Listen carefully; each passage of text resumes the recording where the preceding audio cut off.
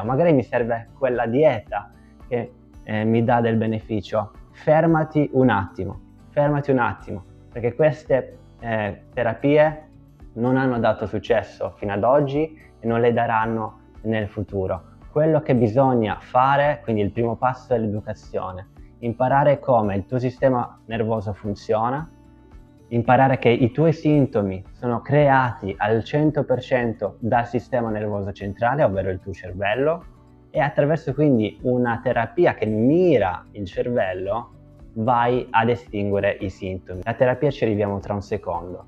Quindi la prima parte è l'educazione. Non andare controcorrente andando quindi sulle direzioni che non danno beneficio, ok? Quindi quella che ti ho detto all'inizio. Se hai avuto già una diagnosi da un neurologo, da un medico e ti hanno escluso problematiche gravi a livello della cervicale,